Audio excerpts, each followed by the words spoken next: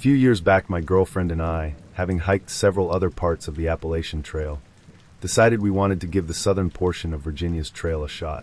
It is about 166 miles long and runs through George Washington and Jefferson National Forests from Roanoke County to Pearisburg in Giles County. This is definitely one of the more remote and less traveled parts of the trail, which is exactly what we were looking for. We gathered our gear and made our way to the start of the Virginia Creeper Trail to begin our journey. We had planned our journey to end at Damascus and figured that by the time we got there we would be more than ready to get home to our own beds. It was early October and the changing of the leaves and colors were amazing. The air was crisp and cool. Perfect hiking weather with beautiful scenery. The majority of the trip was pretty uneventful. Just your typical hike. But our last couple of nights is where things got weird. On this portion of the trail, you're supposed to camp on the trail or a designated shelter. We didn't really want to run into other people and didn't want anyone coming up on us in the middle of the night.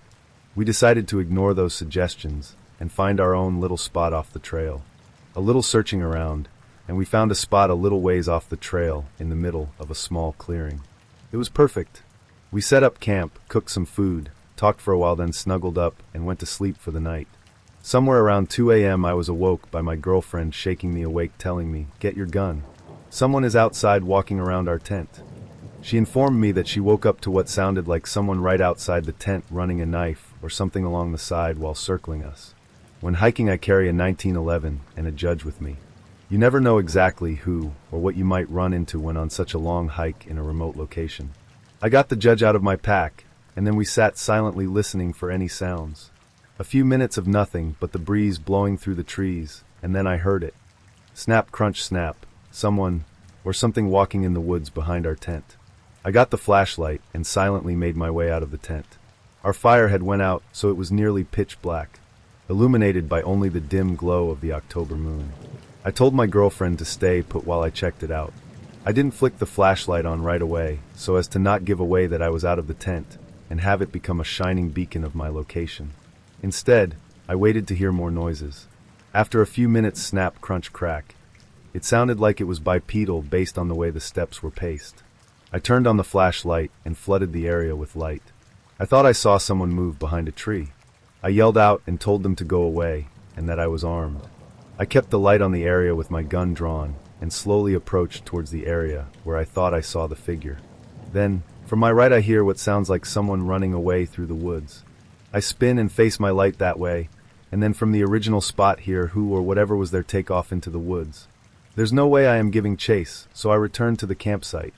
I tell my girlfriend about what happened, and I end up sitting guard outside the tent, in the darkness until daybreak. In the morning, I looked around a bit for signs of who or whatever it was, and I discovered a boot print in some soft, moist dirt not far from our tent. It wasn't mine and it wasn't my girl's. This freaked me out as it confirmed that someone, perhaps more than one, was skulking around our tent in the dark. I kept it to myself because I didn't want to freak my girl out any more than she already was. At this point we were pretty deep in, and still had 2 days left. That day we walked a little faster than normal, and covered as much ground as possible. When it came time to set up camp, I found a spot near a cliff where we could place the tent in a small overhang and prevent anyone from coming up behind us. The whole day up to this point, I had a feeling we were being followed. I had no confirmation of this as I hadn't seen or heard anyone else, but it was just a gut feeling. We set up camp and made some food, then retreated to the tent. I gave my girl the 1911, and I kept the judge right next to me, and I assured her that if I slept at all, it would be with one eye open. After a while, she drifted off to sleep, and I stayed awake listening to the sounds of the woods at night. I was awake for a few hours, just waiting to see if anything was going to happen. At some point, I guess my exhaustion caught up with me, and I drifted off. I awoke sometime later to what sounded like someone going through our stuff outside the tent. I grabbed my gun and woke my girlfriend, shushing her to be quiet. From the faint glow of the fire, I could see someone's silhouette against the tent. There was really someone out there. I yelled out to them something along the lines of, "We are armed. Get the fuck out of here." They dropped what they were doing and bolted. I came out of the tent, gun drawn, and ready to shoot someone. Our stuff was strewn all about. They had rummaged through quite a bit of our stuff. I walked to the edge of the woods in the direction whoever was out there had fled. There was a creek nearby, and I walked to the edge, where there was a small trail running alongside it. Down the creek I could see a light. It looked like a lantern the way it flickered. Then I saw 3 more emerge from the other side of the woods. I told my girlfriend to start packing up whatever she could, and that we were leaving now. We packed up everything of value, left the tent and a few other items, and headed back onto the trail in the middle of the night. I kept hearing people talking off in the woods and hearing branches snap for quite some ways. I kept looking behind us every few seconds to make sure nobody was coming up on us. It was completely nerve-wracking. If something happened, we were still a long ways from anywhere and quite literally on our own, since we hadn't seen another hiker the entire time we had been out there. I really felt we were in serious danger. We had been walking for quite some time when I heard something in the woods behind us. As we rounded a corner, I turned around and saw someone step out onto the trail and just stand there watching us. It was just as the sun was coming up and barely any light. I couldn't make out any features, just the silhouette. I stopped and looked at them for a sec and asked them who they were and what they wanted. They just stood there silently, watching us, and then turned and walked back into the woods. We picked up the pace and kept going, looking back every so often. We didn't see them again, but my gut told me they were still there for quite a ways. We eventually reached the end of the trail and got to where we had parked my girlfriend's car, extremely exhausted. We made it out of the Virginia woods without becoming a meal for a clan of cannibalistic inbred hillbillies, which is what I pictured happening in my head the whole time. I have no idea who they were or what they wanted. Maybe it was someone just messing with us. Maybe it really was a clan of deformed hillbillies who were hunting us. I will never know, because I will not be returning to find out. It was winter of 2015, and I was working at a doctor's office in Branson, Missouri. I'd just gotten a new iPhone and was excited to try out the time-lapse mode for its camera.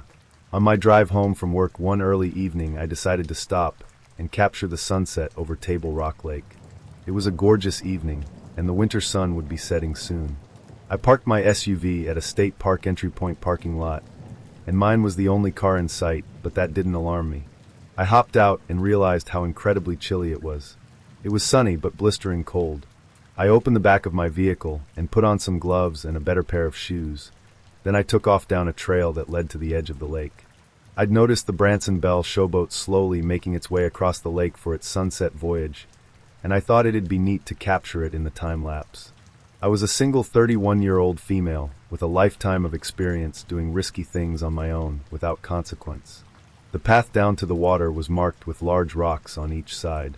I was in a hurry to get down to the shore and get into recording position. I lost my footing and fell down hard. My head rested on a pointy-shaped big rock that I think would have knocked me out had I not managed to literally stop the impact at the moment we collided. My knee and one of my hands stung badly. It suddenly hit me how stupid this was because no one knew where I was, and I nearly incapacitated myself on a vacant trail in freezing temperatures with it being minutes from dark nonetheless. As I sat there recovering from my fall, I decided I was close enough to the shore and I'd just film right where I fell. I was about to find out that falling down was the least of my worries. "Can I borrow a light?" I nearly jumped out of my skin. I turned around, and there he was. He was standing about 20 feet behind me. I replied to him that I was sorry, but that I didn't have a lighter because I didn't smoke. "I saw you getting out of your car up there. You have a real nice ass." Where had he been? There seriously wasn't a soul in sight when I parked and headed down the trail. This next part you might find hard to believe because I myself still cannot grasp that there are people out there like this, but his fourth sentence to me, and within less than a minute of appearing, he said, "Do you want to fuck?" I knew I was in a lot of trouble. No one would hear me if I were to scream. Sure, the Branson Belle was out in the water, but it was several football field lengths away, and I'm sure I was invisible to them. They wouldn't hear me over the sounds of the massive ship anyhow. Without missing a beat, I told him that it was too cold to do it outside, and we should go to my car to do it. I pretended to be interested. In my mind, I just knew I needed to get off this trail before the sun went down, and obviously I'd abandoned capturing the sunset. I don't recall all the things he said during the walk up to the parking lot, but when he asked if he could touch my butt during the walk, I happily agreed. I knew it was a test. I still wasn't 100% sure he was going to let me make it off the trail, and anything I could do or say to please him on that walk was my ticket out. How had I gotten myself into this awful situation? God, I was stupid. Just please let me make it out of this, and I swear I'll be smarter. He kept his hand down the back of my pants for the rest of the walk. We made it to the parking lot, but much to my disappointment, I was still the only car there other than a vehicle that wasn't parked in a real spot and hadn't been there earlier. I knew it was his car. He'd been hiding and watching me, and then he'd pulled up to the trail entrance and left his car at it before he began following me. You may ask why I didn't call 911 on the trail. Well, he was watching my every move, and I wanted to make it off the trail unharmed and alive. I figured it being below freezing was a good excuse to refuse to do what he wanted to do out there on the trail, but please him by promising to do it somewhere warmer. Unfortunately, the parking lot was far enough off the regular highway that passing cars couldn't see it. My next mission was to make it to my own vehicle and escape. We were standing by his car, and he continued saying things that he was going to do to me that seemed too graphic for me to write about. I was still playing along. I tried to get his name and number out of him, but he refused on both. Why would someone refuse to give you even their name? He began unzipping his pants and trying to get me to do things to him, so I insisted we walk to my SUV. First though, he grabbed something out of his car, and I never got a good look at it, but I'm pretty sure it was a handgun. We walked across the parking lot towards my car. I pushed unlock, knowing that only pushing it once would only unlock the driver's side door. I had my keys in ready position. I jumped in as he was attempting to open the passenger door. I threw it in reverse and backed up as the tires spun on loose gravel. Then I put it into drive and floored it. I was too afraid to look in the rear view mirror. I called 911 and gave them his description. Oddly, he was a handsome enough guy. Stood about 6 foot tall, blonde hair, brown eyes, medium/fair skin, a slightly muscular build, and nice features. Probably around 25 to 30 years old. You wouldn't look at him and think anything remarkable or otherwise. I wasn't ever in a position to see his license plate, but I told them about his car. He drove an older, probably early 90s, pale blue car. It reminded me of my great-grandmother's Oldsmobile. I didn't even have a first name to give them. After taking down my information, I never heard from anyone regarding my report again. I may never know what exactly he has done, but I do know that I sensed the presence of absolute evil that evening. A couple of summers ago, my girlfriend and I camping in Chequamegon National Forest in northern Wisconsin. And after our experience, we do not plan to return unless we go with a large group of people. My girlfriend and I are from Chicago, so northern Wisconsin was our go-to place for R&R.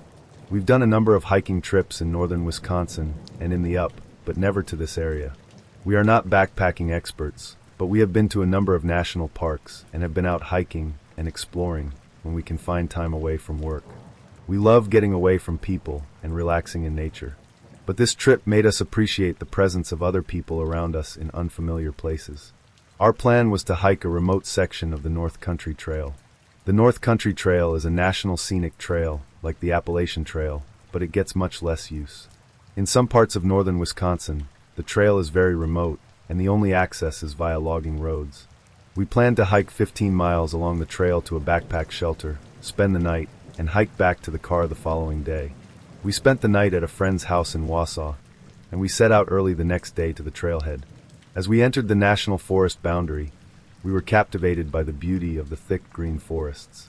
I drove slowly along the gravel logging roads as we made our way to our parking spot.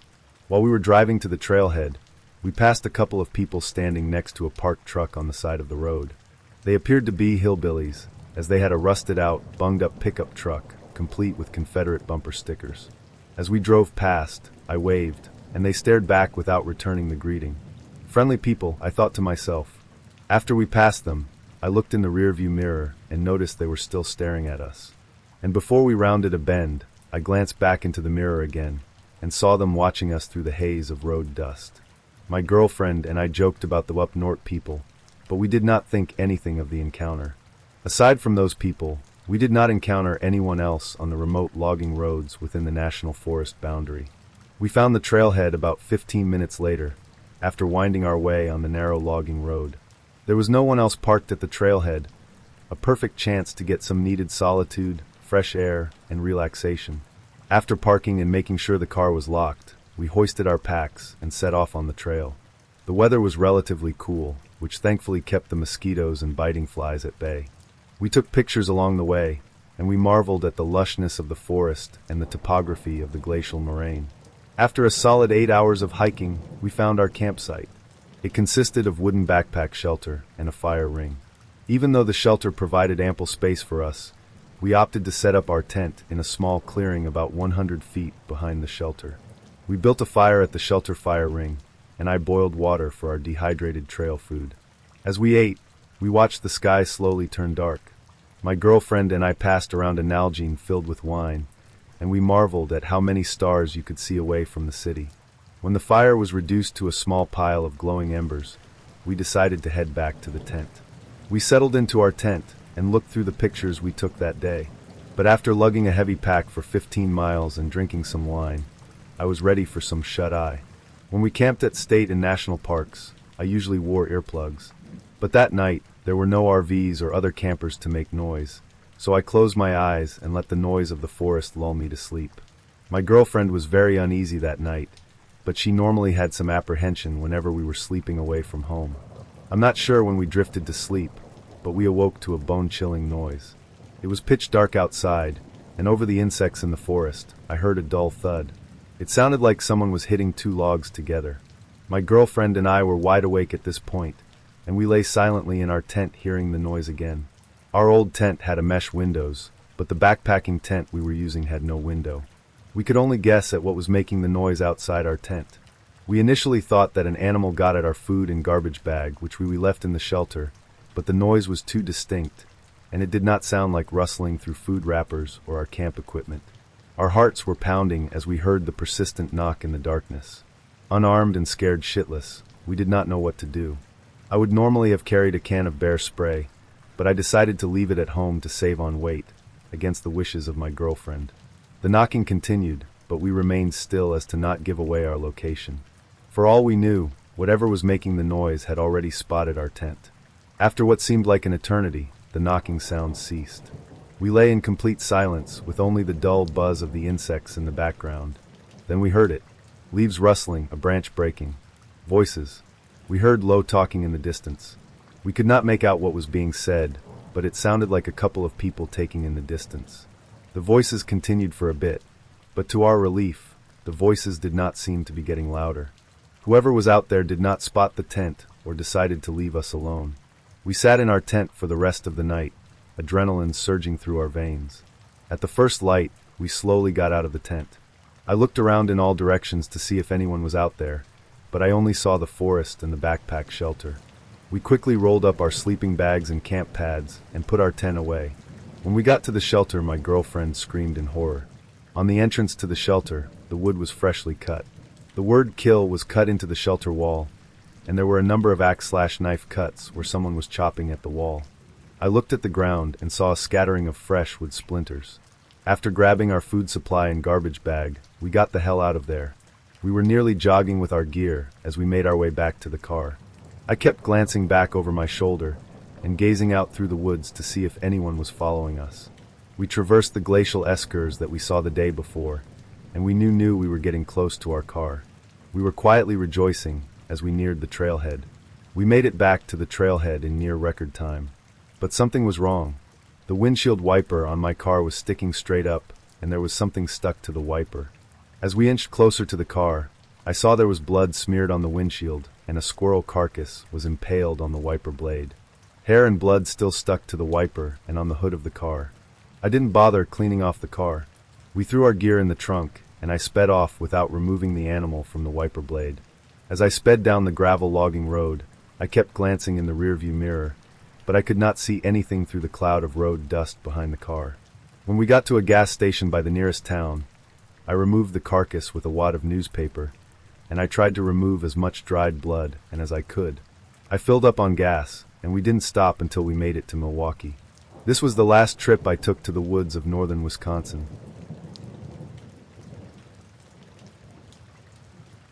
Flash forward to around a year after I had sent the very first message to Jacob. I was still with Zachary, still best friends with Josie, who I had even been up to Maryland and met in person at this point, unfortunately to miss my boyfriend who was out of town visiting family, and was still dealing with Jacob's craptastic, insane plots to ruin my relationship and give me a stroke before the age of 20. None of this craziness set off any red flags in my head, not one. As a matter of fact, nothing period during that entire year gave me second thoughts about anything going on really. That day-to-day the sky is falling lifestyle had become the norm for me, and I was used to it. Several of my friends, however, had their doubts, though they were polite enough to keep them to themselves for the time being. This was when the first true danger that threatened me and my family ever arose, and it led to a night I will never forget as long as I live. Cut to me as a 17-year-old, who in the span of 1 year had accomplished everything he set out to do. I had the perfect boyfriend. Even if I'd never met him, didn't care. I had an awesome new best friend in Josie. We'd hung out a few times at that point, and I adored her. And I had joined a group of my own in my hometown. My parents were going to throw me away just because of who I loved. Well, then I was going to throw away every single religious thing I had ever been taught and go to the dark side. I became a Luciferian, otherwise known as a Satanist, and boy oh boy did I think I was a badass now. Now when it comes to the coven I joined in my hometown, that could fill an entirely different story in an entirely different subreddit. Maybe I'll post that experience sometime, but the point of telling you about them was so you could understand what happened next. I received a call one night around 12 a.m. from Josie, who was almost beside herself. Very out of character for her. I mean hell, Zachary had been kidnapped over 40 times in the past year, and she hardly batted an eye. But this was different. She explained to me that Jacob had really outdone himself and lost his mind this time. He had hired a guy from the elites, named Sean, to come down to my house and kill me plus my mother, father, and younger sister. My sister is about 7.5 years younger than me, and from the day she was born I have always been fiercely protective over her. She was, and still is, my beautiful baby sister and truly the only one in my household that I loved at the time. When I heard that my ex had taken it so far as to hire a hitman to come after my family, I flew into what we around here call a mountain rage. It didn't matter to me if someone simply came after me, but to target my precious sister, who had nothing to do with any of this, was the boiling point for me. And even though I despised my parents at the time, I'm still a Southerner, and when you mess with a Southerner's family, then all the crap you're fighting about goes right out the window. Complete and total defend the homestead mode kicked in. I asked Josie when he left Maryland. She told me she found out that he'd started driving towards my house maybe an hour ago, and as soon as she found out she called me immediately. Okay, so that meant I had at the most 6 hours to prepare, and at the least possibly 4 if he got a good head start. She also informed me that Sean was a former Army guy, but got kicked out for failing several psych tests and being a complete sociopath in general. I'm not a big guy, and at the time I weighed even less than I do now. I was 5 feet 7 inches and maybe weighed 130 pounds soaking wet, but my first thought didn't require brute strength to beat back this attacker. I called up my coven leader Brandon, who lived not even 10 minutes away from me, and explained the situation. I told him I needed to borrow his favorite toy, and I promised to bring it back in good condition with as little blood on it as possible. He agreed. About 30 minutes later I was back home in my room, cleaning and loading an extremely nice over and under pump action shotgun. Like I said, no brute force required. I called Josie back up and got the details on exactly what he and his car looked like. Then around 4 a.m. I told her I would call her back and crept out into my front yard. Now for people who had never been to my house, they always got where to park it wrong. They always ended up in front of my house down a hill, instead of in the driveway on the side. This little detail was stuck in my mind and probably saved my life. In the very front of my yard there was a huge oak tree that was big enough for my skinny, girl jean wearing emo ass to hide perfectly behind. All I had to do was wait and hope he did exactly what I thought he would. I got so lucky, he parked exactly on the opposite side of the big tree I was hiding behind.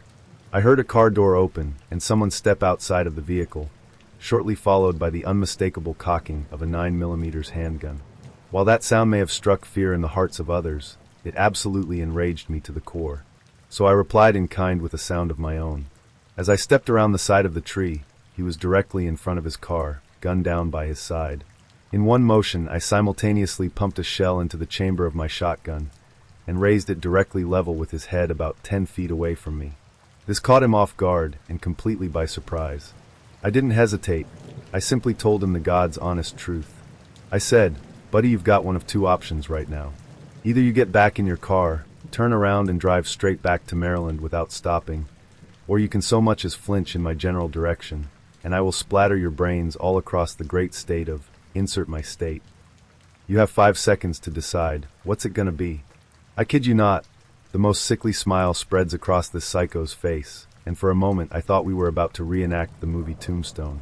Fortunately, he had much more of a sense of self-preservation than I thought someone who just drove 8 hours to kill a family he never met would have.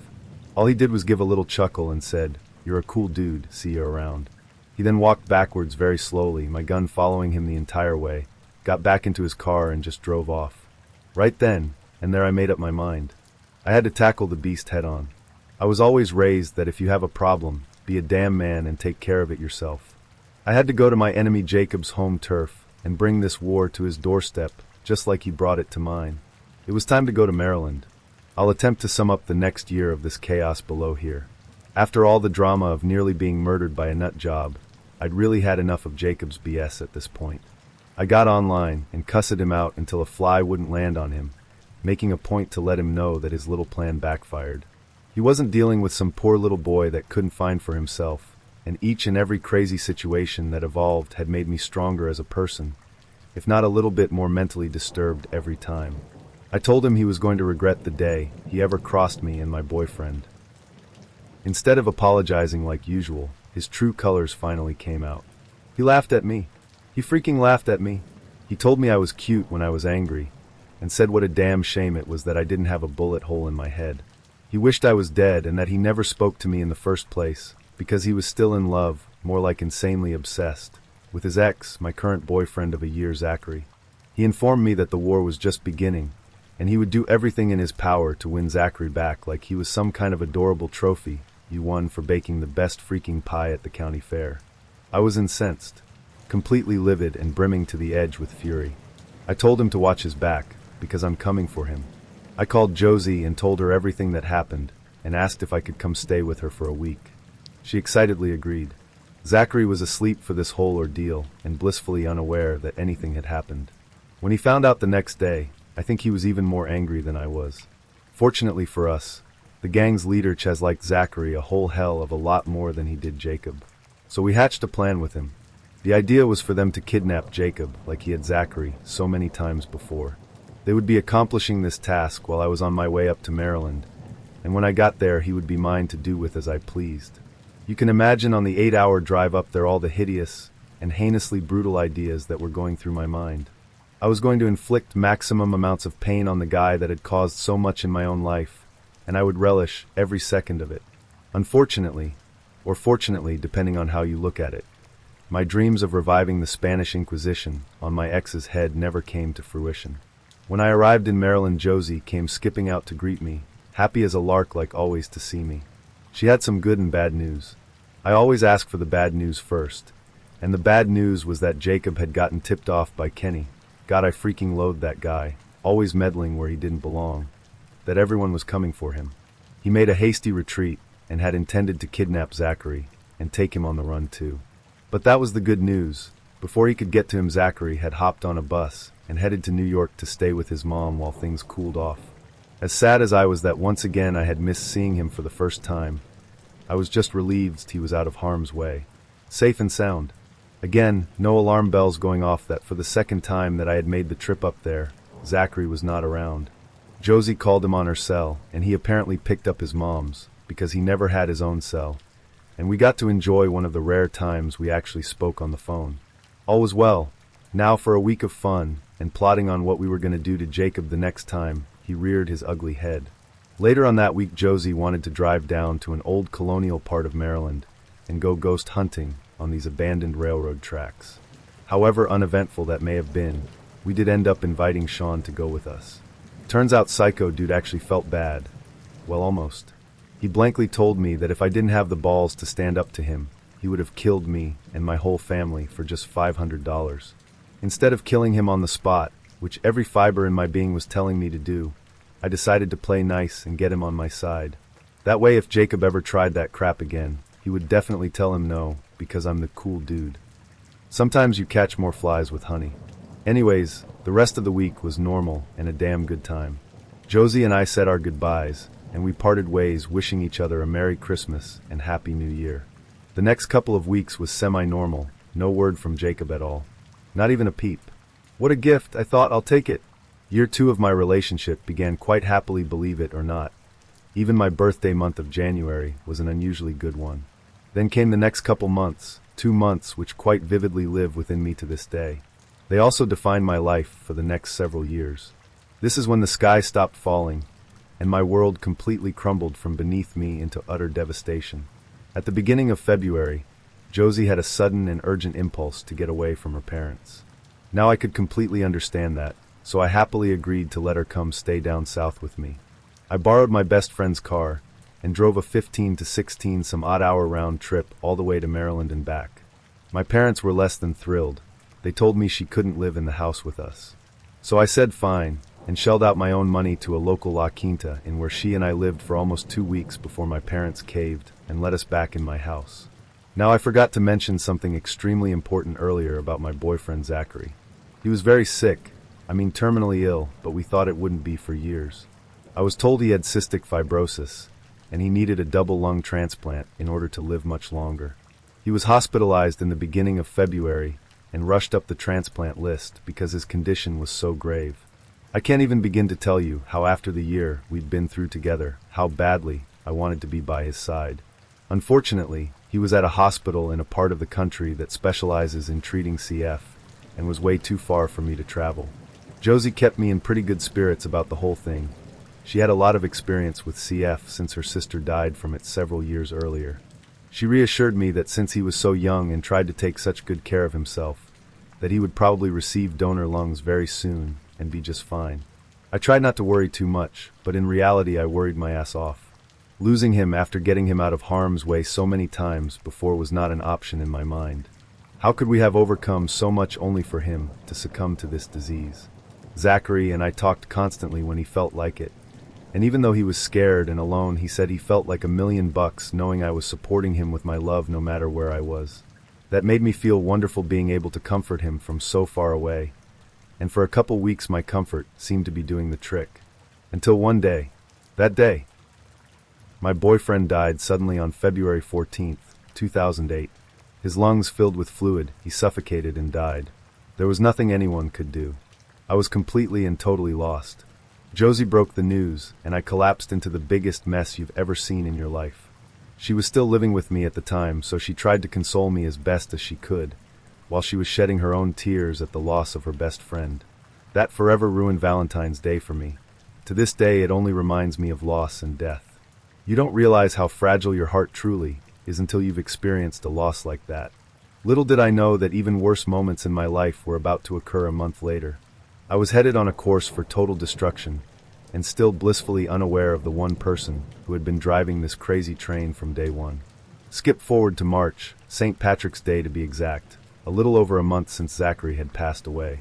Josie had forcefully been returned to Maryland by her parents, seeing as how she had practically ran away. I was off in a la-la land of booze, drugs, and more pain than either of those could cover up. I was chilling with my Satanist posse, doing what all normal American teenagers do on St. Paddy's Day, pretending like we're Irish and testing the limits of alcohol poisoning. My alcohol tolerance back then was ridiculously high, so I had already drank an inordinate amount when my phone rang. It was Josie. I slurred my words as something to the effect of, "Hey girl, washuadin," came bumbling out of my mouth. I announced to the room it was Josie, to which everyone replied, "Hey." She had lived with us for several months, and love her or hate her, she'd become an honorary Southerner.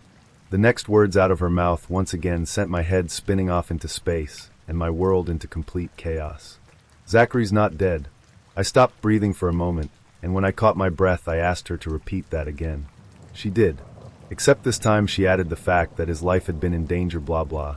So he had to hide even from me, blah blah. Jacob just had to think he was dead, blah blah.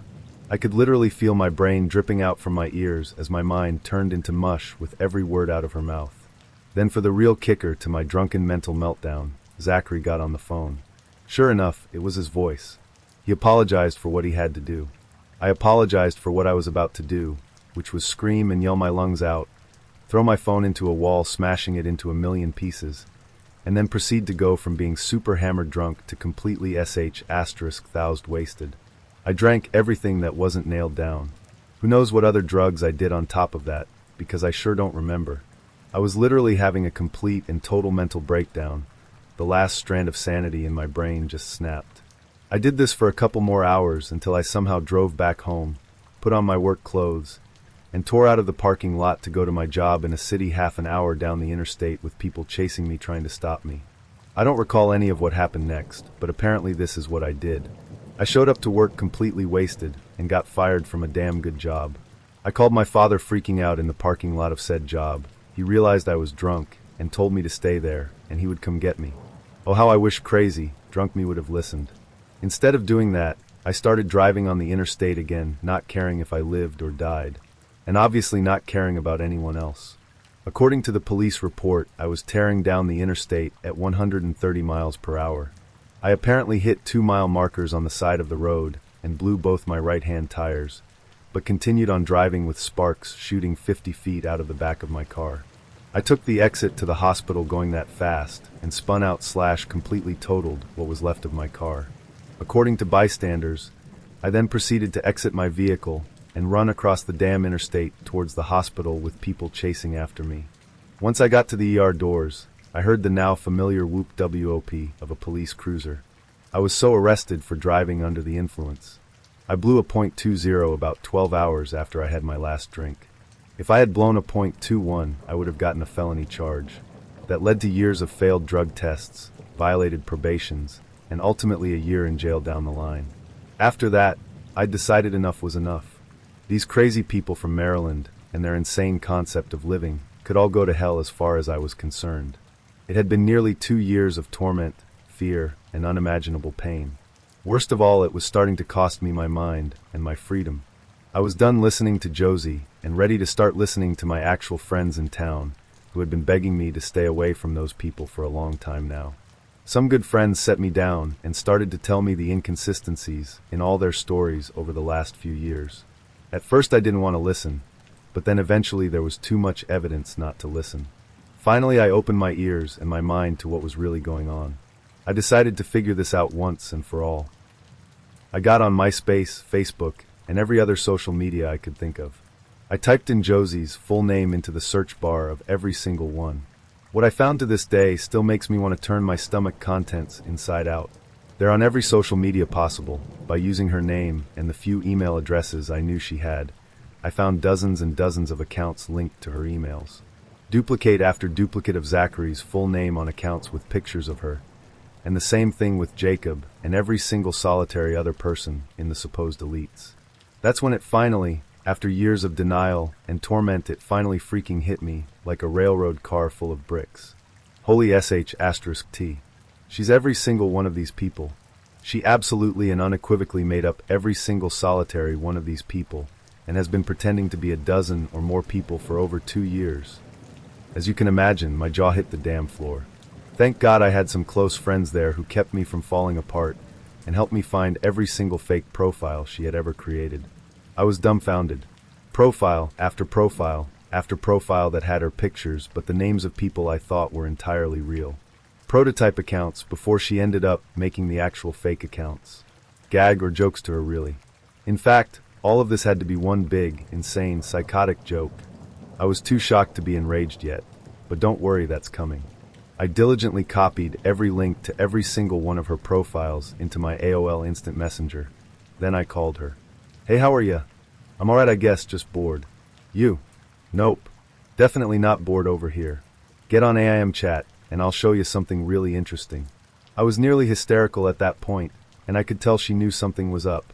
Once she was online, I simply asked her, "Hey Josie, what are these?"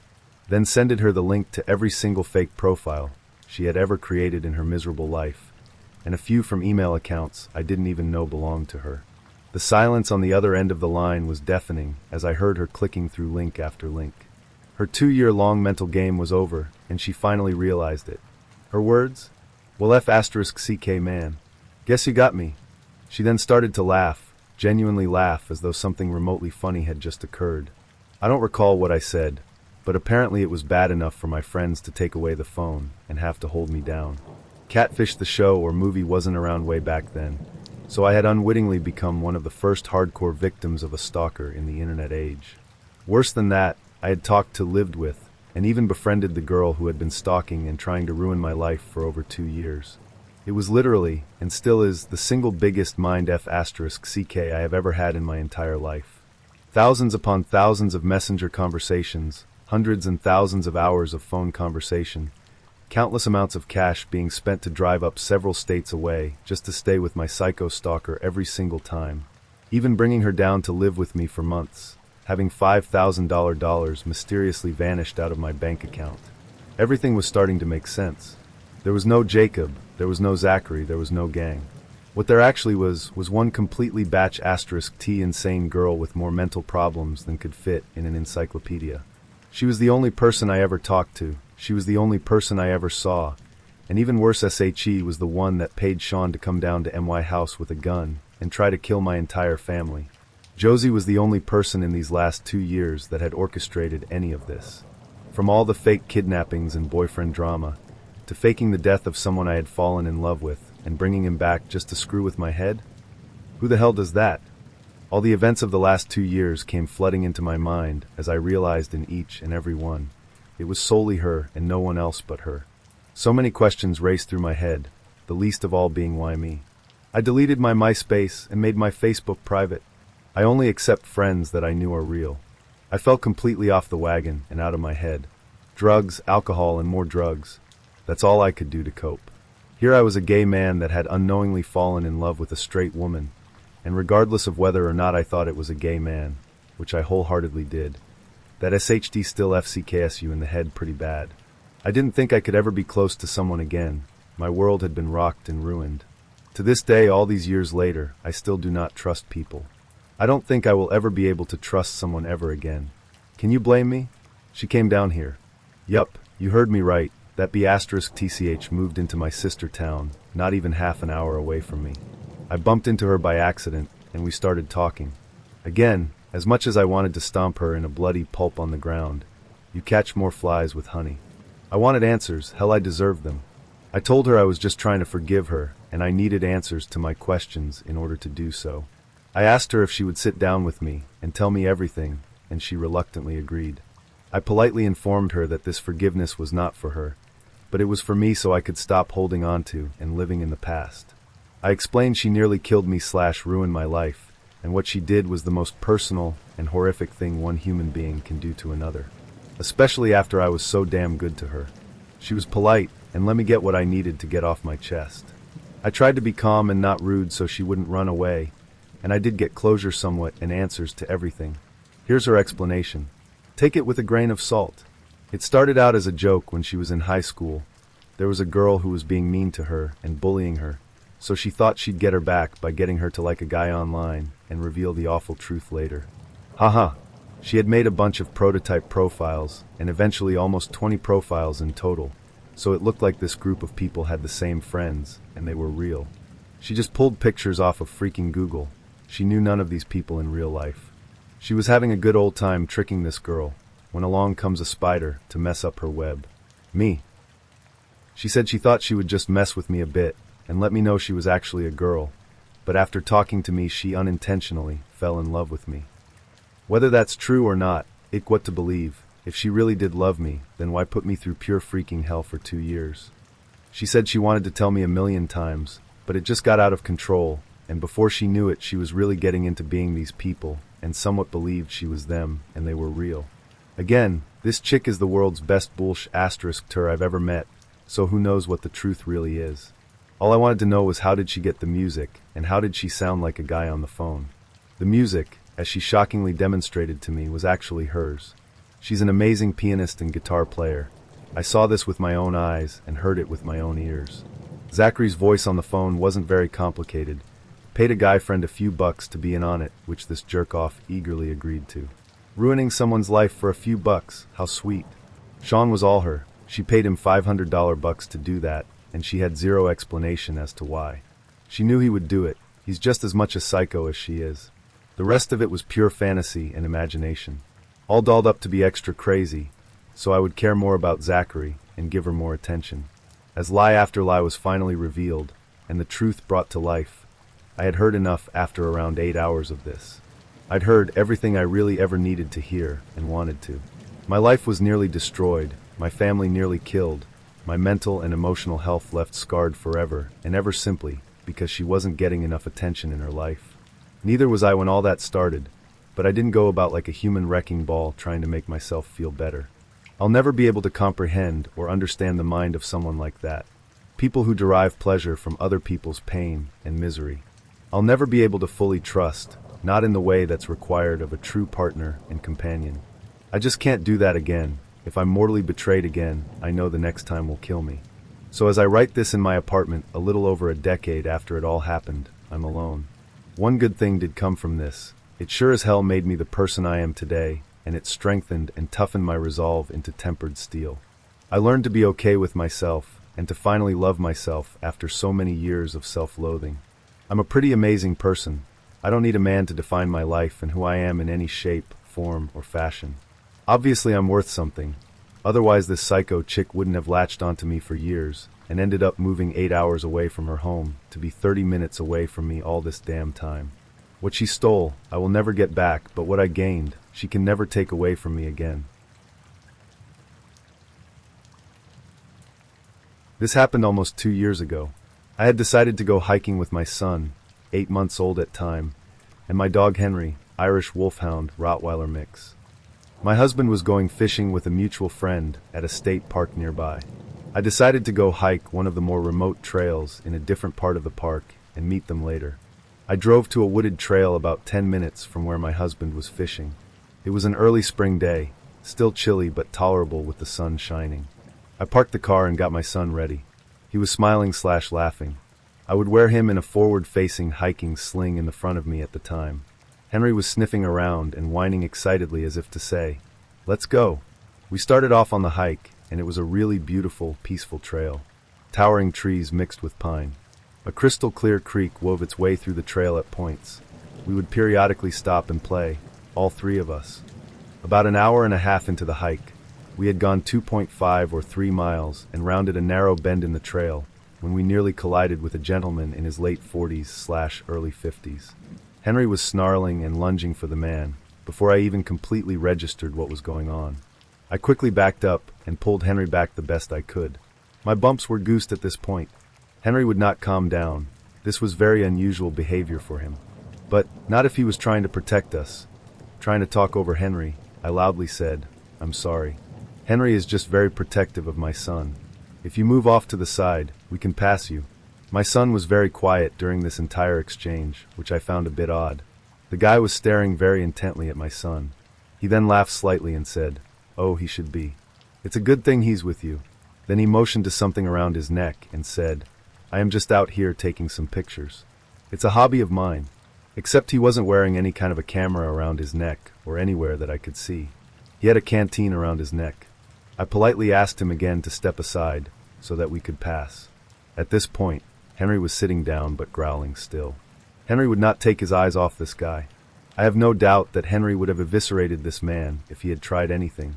And I am positive this guy felt that. The guy looked at Henry for a few seconds, then at my son again. He took a few steps off trail so there was room to get by, and so that Henry couldn't reach him when we went by. As I warily walked by him, he was like 10 feet to my left at this point. He muttered something about how he used to be able to see his kids. I kept looking back as we walked away to make sure he wasn't turning around to walk our way. He did continue to stare after us for several minutes, though until I could not longer see him. We kept hiking and eventually came to an opening point where cars could park. There was no one there, and luckily I still had cell phone reception. I called my husband. He and his friend came to pick up us right away, and they took us back to my car. There was no sign of the guy we encountered. We went home after that. Henry has since passed away, and I am so sad that my son doesn't get to grow up with him. He was really the best dog ever. I know everyone says that about their own dog, but he really was. So, thanks Henry for being gentle yet fierce. He once went head-to-head with a FL panther and a bear. 2 different occasions when we lived in the Everglades, but those are separate stories altogether. This may be a ramble of thoughts, but after recently stumbling on this sub I finally felt a place I could offer something that my family and I experienced a few years ago that to this day gives me a shiver. I have been camping, solo backpacking, and hunting my whole life in Oregon, and felt comfortable in the woods, and have a deep respect for nature. A few years ago my wife, daughter, and 2 German shepherds went camping north of Mt. Jefferson, Oregon. I have included the coordinates of our campsite, which we found to be the perfect setup for us and our 2 dogs who need the privacy, since they are intimidating to other dog owners and can be loud when spooked. It was not an established campsite, just a nice horseshoe off a USFS road that had flat ground full trees and a fire pit. The first night my daughter wanted to sleep by herself in a two-man tent right next to ours. It was maybe 2 feet away from me and my wife's tent. We made the male German Shepherd sleep, Guts is his name, with her in the tent. That whole first night neither my wife and I could sleep. We both heard footsteps, and they were heavy, not like typical forest critters scampering around the night. I was well armed because I was paranoid from reading recently before departing about a dad in California who was shot and killed in a tent next to his 2 infant daughters. Needless to say, both my wife and I had 2 pistols and my rifle with me. The dogs are great at detection, and that is why I felt my daughter could sleep alone, because Guts is completely fearless and nothing would lay a hand on her without a battle to the death. All in all, nothing but bad vibes and loud footsteps occurred that night, which I ultimately decided was deer, or maybe some elk. Day 2. Morning. We go for a walk down the road, and maybe 300 feet away see the circle area in the photo. I see an abandoned road where a rusted gate post, gate was missing, was covered in vegetation. Something of blue color caught my eye, and Guts immediately takes off running down this abandoned road. My heart begins to race because I think it's another family camping like us, and he is going to get himself shot or scare some innocent people to death. So I chase after him as fast as I can, and the rest follow. He stops after 20 feet into the road, and me yelling his name, but I have covered just enough distance to see that there is nobody there, and something is off about the sight. I yell, "Hello, is anyone there? Sorry about the dog." I got no response. My curiosity gets the best of me, and I have to see what the sight conditions were. As I get closer, I know something is wrong. It had all the necessities for a campsite, including a cooler, propane burner, tent, blankets, folding table, but every single item had been completely destroyed, smashed and torn from what appeared to be claw marks. We all walked around in circles, puzzled why anyone would leave all their camping gear behind, including an expensive REI tent. I figured, well, someone left in a hurry, and animals got to the rest, as the only logical explanation. Still, a propane tank and cooler were flattened by something, and it certainly wasn't snowpack with tree coverage in that spot. As the afternoon rolls and me and my daughter are playing bocce ball at the campsite, and my wife goes walking maybe 70 foot north to do her business. I do not have direct line of sight on her, but all of a sudden I see Guts make a mad dash straight towards her. Normally he would always be with me unless he is called over, and she didn't call for him. His speed and focus caught my attention, and I knew something weird was happening, so I ran over there and my wife starts jogging at me, and I immediately draw my pistol. Guts has completely continued running into the forest another 100 feet before I call him, and he stopped. My other dog, Leah, who never misses the opportunity to be the pack leader, is not taking point. I have had her for now 7 years, and this was the first time in her life she refused to leave my daughter's side. She was full hair raised and attached to us at the hip. Again, anytime we hike or play, Leah is up front bossing everything in her path and pauses to look to see where we are and continues. I asked my wife what happened, and she said, "I was trying to pee and all of a sudden I felt all my hairs raise. I know someone was watching me. And then I saw Guts running towards me, and I just got up to move towards you." We spent 10 minutes looking for signs of anything, and saw no trails, broken branches, nothing to point to what and where something went. We decide we are spending one more night since it's too late to pack up and drive, but we will all be in the big tent together. Before we go to bed, I put a rope with a makeshift coin alarm around the perimeter of our campsite. I used a mint can and some coins and keys from our truck and zip-tied it, so anything hitting the rope gave a little jingle. Very unsophisticated, but it put my wife at ease. As I go to tie my last corner off at a tree near our tent, our third mystery item unveils itself. It looks like someone has done the same exact thing I have done with a rope that was so old and brown I didn't see it at first. It was broken and only a few pieces remained, but sure enough it was tied at roughly the same height, 8-10 and off the ground, and even had a few rusted washers on it.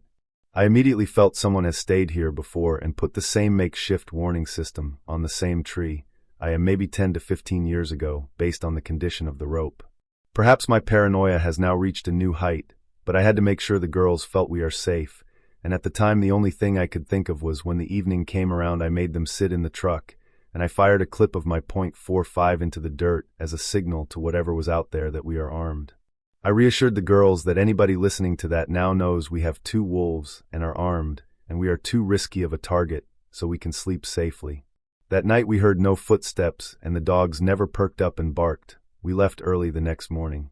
Fast forward to today, and I watched the Amazon Missing 411 Hunted documentary, and I noticed the cluster smack dab close to where we camped that weekend, and a flood of dread rushes me as I think of that mysterious abandoned campsite with the ripped tent and smashed cooler and cooktop. We have been camping since and have enjoyed the beauty of the NW, but there was something there at that place that possibly took or harmed someone else less than 300 feet away from where we camped, and we all thank our lucky stars Guts was doing his thing so well that afternoon.